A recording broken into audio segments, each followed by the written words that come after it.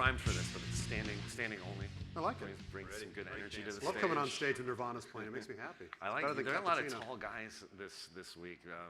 Mike Rooney was very tall. It's the giants of media this week. We're going to talk about mobile first. Now, obviously, you guys are both sports publishers, and we have a lot of sort of niche publishers. We have generalist publishers. Sports, more than almost any type of programming, is really a two-screen event, two-screen experience. You have people watching the game, but also tweeting about it, or monitoring their fantasy teams, whatever the case may be. Talk about the social component there and the two-screen phenomenon of sports programming. Sure. Yeah. Start it off? Yeah, go ahead. Kick it off. All right. So for us, our mobile strategy is actually kind of built on second screen and live sports. Okay. And where we started, and we went from, I don't know if it's different than a lot of people, and we went from desktop to mobile.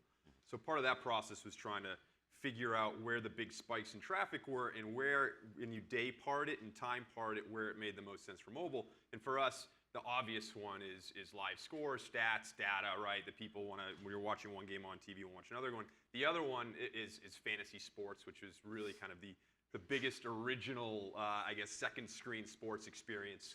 Live scoring on Sundays went through the roof, and people all put on their computers and open it up and watch TV. And when we moved mobile, when we first built our fantasy mobile apps on that experience, it went through the roof. And in 5 years, we went from 100% on desktop to now we're 85% on mobile. So we're always thinking about live events, when are people watching them, and what do people want while they're watching the games. Okay. So and Bleacher Report. Similar? Yeah, similar thing. So Jeff and I used to work together at CBS, so it's fun when we talk about this stuff because we've taken some pages out of his book and modernized, and other things we've done kind of on our own just by accident.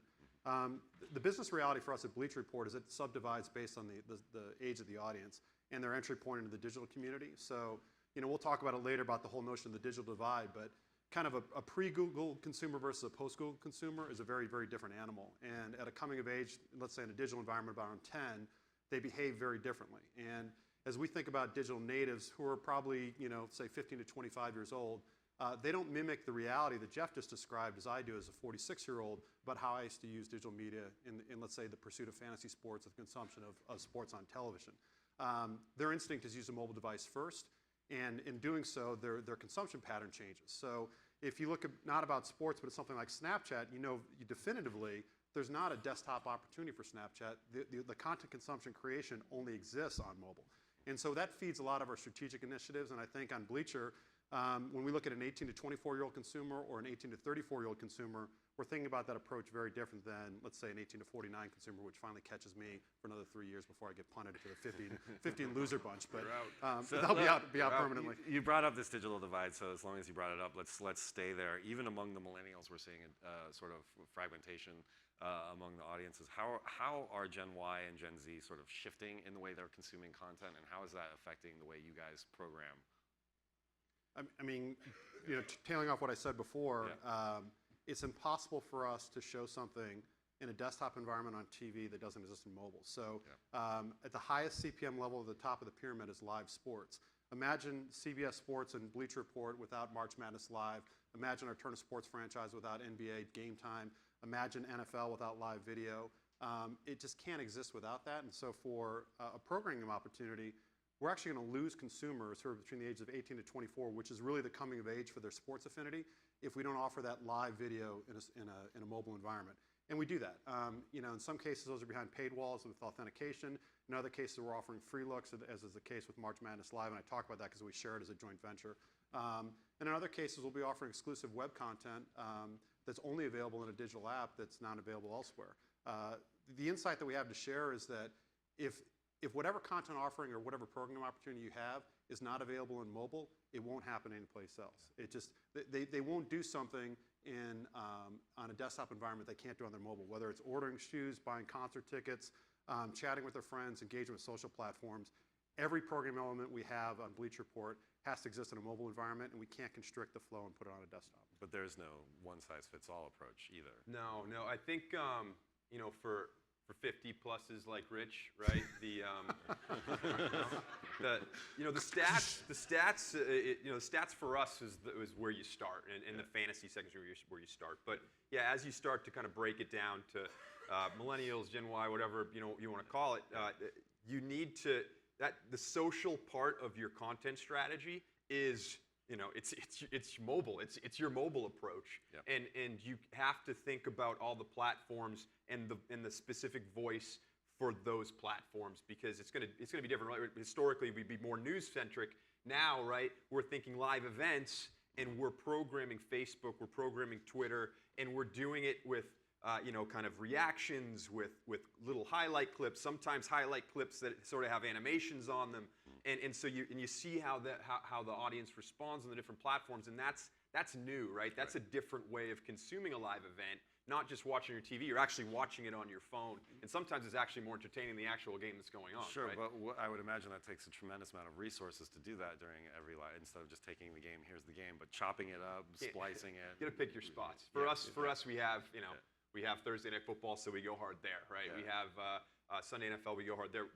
Bleacher Turner has NBA rights. They crush it there, right? Yeah. So you kind of pick your spots and what you're good at and what your brand represents, and you try to own it. Talk about platforms a little bit. That's been a big theme the past couple days. I know that we did a story earlier this year about Bleacher Report, sort of Facebook proofing its traffic. It's got this Team Stream app that works with. What's your experience been with the app and with Facebook or platforms in general? I know you're on Snapchat outside the U.S. What's going on there? I mean, first and foremost, if you can't share it, it doesn't exist. So the content consumption pattern outside of things that are illicit basically requires a millennial consumer or a sports consumer to say, yes, I watched this game. Yes, the outcome was favorable or unfavorable to me, and this is how I feel about it now. That social authentication is paramount. And the reason why we talk about the mobile first is, going back to the Snapchat point, that authentication can exist in a desktop environment. There's no way for you actually to do that. So for us, when we look at the platform opportunity as it relates to Facebook, it really becomes down to, are you a believer in web utility or do you believe that the utility of the web is actually expired? I'm of the mindset that there's too much information, there's too much available content. We heard from another guy this morning about 300,000 videos being uploaded on YouTube per day. You have to be able to organize that content. All these platforms basically help you do that by creating an authentication of who you're following or what topic or what subject matter you're following. And then we just enhance that. And if it creates shareability that creates some type of retrograde motion back to our app or back to our desktop experience, that's great. But we could not live and grow and survive and breathe and monetize our business without a partner like Facebook. They're tremendous in every regard. And I think increasingly platforms like Snapchat will be as valuable for us in the future, just not today. We'll announce tomorrow, which I know is odd to do something on a Saturday, but we'll do it anyways, that we've created a partnership with Google on Snapchat in the UK, and that follows up a partnership we've already done with Adidas. So I think publishers have to look at what the brands are trying to solve for and what role those platforms play in relationship to our content. Because again, there's no such thing, I know they talk about Facebook Sports, but I've yet to see it defined in the marketplace. Bleacher Report on top of Facebook means something. CBS Sports on top of Facebook means something. Facebook Sports in the abstract, I'm not sure what that actually means. Jeff, your experience? Well, Facebook specifically, we're talking, sure, where you want to go with it. Keep going. So, for us, well, do you think Twitter's better? For you? I'm not answering. I don't know who's here. I'm not going to. For Facebook for us is interesting. We think it's actually, when you think about Facebook Sports and kind of that concept, Facebook. It's more advanced than that. It's like Facebook Kobe Bryant. It's like Facebook Atlanta Hawks, and so for us in our program strategy is very. We think about the audiences. We make sure, and Bleachers kind of, you sort of started this right, where you think backwards from the fan base. What is resonating with an Atlanta Hawks fan, and kind of how would you position it for an Atlanta Hawks fan? And that works really well on Facebook because then you can go hit Atlanta Hawks fans. And that's what works the best. And what's funny on Facebook is like your more general national headlines tend to not do as well sometimes. And it's actually kind of that when you really hit like the niche audience, the audience who loves an athlete, the audience who loves a fan, and you hit it right, and you do it in a way, and that's where you talk about your Gen Ys, your Gen Xs, or your millennials. You almost have to think like, what is it? How is a younger audience want to see this content. Because that social hook is critical. So I don't know how many people saw the South Park parody on Deflategate. It's hysterical. Cartman has this dream sequence where Tom Brady and the commissioner start arguing.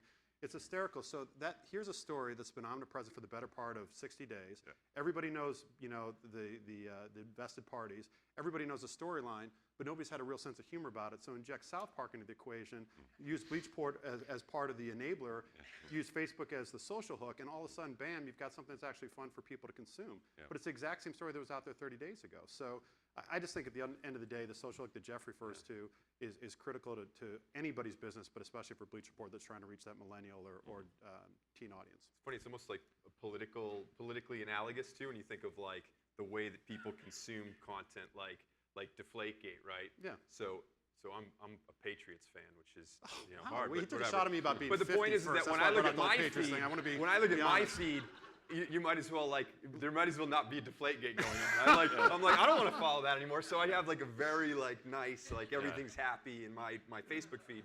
Whereas like the Colts fan or the Ravens fan, I look at theirs, I'm like, what? No, that's all lies. That's not the reality. So the social hooks are everywhere. But that's and as a publisher, I mean, that's reality. That's how sports fans read. It's the same. They read it from the perspective of their fan base. So you have to think about it. Like you said, it's mirroring what happened in broadcast networks with political coverage, right? People go to what they want to hear, and the party plays to their interests. Yeah, if you're on one side of it, you're not following the other side. The programming strategy is simple. People read in their own voice. So whether it's a headline, or something from the sidelines, people want to hear that, and they want to be funny, and that's what social networks allow people to do with our content. So what can your advertisers take from this sort of almost fragmenting of the audience? You want to go? You go, man. All right. It's all you. I think increasingly advertisers have really struggled with, how to push their brands through something as simple as saying branded content or sponsored content. Yeah. It's not as easy as it sounds, and it's really, really tough, even for a mega brand like Nike, to do something consistently, day after day, 365 days a year.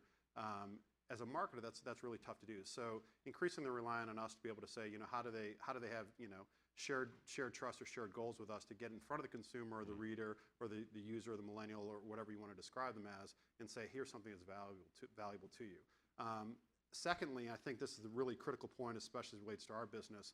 Being able to organize content is really, really difficult to do. So the whole notion that some of us 10 years ago would reach out to Yahoo or reach out to Google, acquire a range of information, pull it back, and then digest it, there's just too much out there. So we have to organize it. And the mobile device, first and foremost, is an organizational tool, kind of like the Trapper Keeper notebook we had when we were in 8th grade. You're too young for that, but it was a really cool thing. Plastic flat.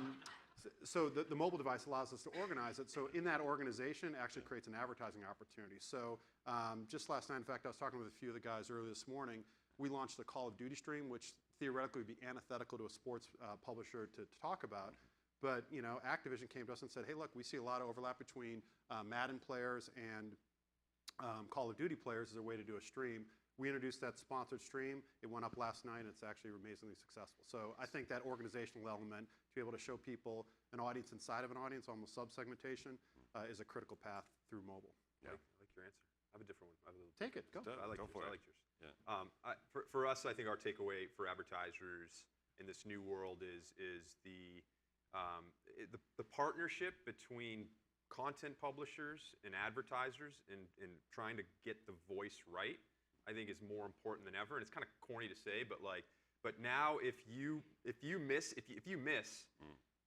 people will shut it off. People have a lot of options. The best stuff is the stuff where it's authentic, and we can create advertising experiences that resonate with the younger audiences, and it's hard sometimes. It's like kind of you can't just take this and just throw it out there, and then it becomes your kind of banner ad campaigns and traditional stuff. But when you start talking about social, it has to be authentic. It has to speak to that audience, and that means that there really has to be a kind of a push-pull between the advertiser and the publisher to get that audience right. And it's hard. It's different, I think, than where things used to be, and I think that's going to become increasingly important. There's been a lot of talk on mobile around here as sort of branded content as a workaround to say ad blockers or whatever. Are you guys creating content with brands on behalf of brands or lending your expertise to brands to create content? Yeah, I mean we do both. I mean, drafting of what Jeff said earlier, I think if there's a branded content initiative, it can't live just within the walls of a single publisher. It has to be able to exist on social platforms, on TV distribution, a lot of other places. A good working example is Miller Lite, excuse me, not Miller Lite, Coors Light, Miller Coors' brand that has Cold Hard Facts that has been running on ESPN for the better part of half a decade. We have an integration that utilizes that same nomenclature, the Cold Hard Facts, and it's fun because if you're a sports fan and you're drinking beer, you want to talk about some facts. Tell a few lies, but a few facts win their way into the conversation. And I think that integration, that partnership, while we don't have, it's not official with ESPN, but they basically allow us to do that, and it's to the benefit of the brand. And we have examples where we work collaboratively with CBS toward that same goal. At the end of the day, if we're putting out great content that's being embraced by the users and advertisers have a gentle touch in terms of how they associate with it, the dividends are pretty enormous. Yeah, and if you can tie it with TV and the digital pieces and social, I mean, all the better. Yep. That's the game. That gets you to 18 to 49 or 18 to 54. Exactly. Yeah, That's right. That's right. So if streaming these sporting events and live programming is sort of the name of the game in a big way, how are you finding the efficacy of pre-roll, mid-roll, that type of video during live sports? During live sports? Yeah. It works On great mobile. for us. Yeah, Yeah. no, I mean, watching a live event, it's a great value exchange for the consumer. I mean, you watch a 30-second pre-roll to watch a live game. Yeah. That's we haven't seen anyone turn down that offer. Because we've heard a lot of frustrations with like the 30-second ad before a 27-second video, which is not the case. Well, it's different, right? Yeah. I mean, if you, it's funny. And sometimes they say like, oh, well, if it's 30 seconds or less, you don't want to, and you start to time. You make the decisions of 15 or 30 and the time. Actually, really, in the end, it comes down to the content, right? So even think of like a Ronda Rousey knockout, right, which doesn't take very long, but people will sit through a 30-second to watch that, right? Yeah. Whereas, like, you might have a minute and a half of two people talking about, like, whether a draft pick was good or bad, and people might not want to sit through a 5-second one for that, right? And so it's really kind of, it's nuanced. It takes someone thinking about sort of the value exchange and the quality of the content. But live is the one where people will sit through whatever to watch it. And just a quick point on that as well. It also depends on who the brand is. An endemic brand. So, for example, in a Google YouTube pre-roll environment, if NBA 2K or EA comes out with a new game and they have a 2-minute, 2.5-minute trailer on it, you can skip it after 15 seconds or actually even after 10 seconds and still get paid as a publisher. But the business reality is the consumer is probably going to want to watch that trailer regardless. So if it's about a tube of toothpaste, you're going to struggle going after 15 seconds. But I think there's no limitation on the upside that a pre-roll ad can actually be in excess of 2.5 minutes if what you're presenting as a movie title, as a new game title, as even a compelling new shoe, something that meets and greets your audience in the right way. If you're trying to jam advertising just because it's advertising, you're not going to benefit. And the risk reward for us is that we'd rather do better with Nike and worse with somebody like Colgate as a result of it, because we think at the end of the day we win on both ends. Yep. So we're starting to run low on time, and I would wager that most of the publishers here are not sports publishers. What can a non-sports publisher take from what you've learned on mobile? I think it's not one size fits all ever. You have to understand your audience, not just from like. I think you really have to understand how they consume in terms of days, in terms of time, and really, you have to distill your product down to kind of like its essence, and that's where your mobile strategy starts. Yeah. That's kind of our product approach to it. And then beyond that, it's if you're going after old guys, then you're going to have a different approach than if you're going after 18-year-olds. And it's hard. I wish I could just say do this and you're going to succeed. It's kind of every industry is different, but you have to really understand your consumer, how they're consuming your product, how old they are, what they want. I mean, on our side, just to repeat what I said before, if it can't happen on mobile, it won't happen on desktop. You got to adhere to that mantra and make sure you understand that, because the business reality is whether it's 70, 80, 90% of your traffic on mobile, eventually it's going to approach 100%, and desktop's just going to be something that people talk about that their dad did. Yeah. Is ad blocking on your radars? Not for us as premium publishers. At the end of the day, it's a social contract when you say you're going to deliver great, compelling content. It's going to be supported by advertising. To the extent that you want to endure advertising, we got great content for you. Ad blocking began, years ago with TiVo and the ability to zap commercials. Fast forward to today, I defy anyone in this room who watch NFL football who didn't see a FanDuel or a DraftKings ad. Right. So clearly, ad blocking at the highest level on TV doesn't really work. Yeah. But from our point of view, it's not really part of our calculus, because a premium publisher has to bring an audience in under the condition they understand it's ad supported, and the content has to be compelling enough where they endure advertising because it's a disruption. Short of that, I'm not sure I have an answer for it. Yeah, I mean, NFL rights aren't free. We got to make our money. Neither is the NBA, or the NCAA, or the right, PGA, so or we have a NASCAR, lot- or anything else. We're going to find a way All somewhere. right, we are essentially out of time, but maybe one quick question if there is one in the audience right here. That was the first hand I saw. Hi, I'm interested in hearing how you guys go about trying to maximize your mobile and digital engagement during live sports programming while making sure we're not taking attention away from the lucrative television ads that you guys sell on the broadcast side of business. While not taking attention away.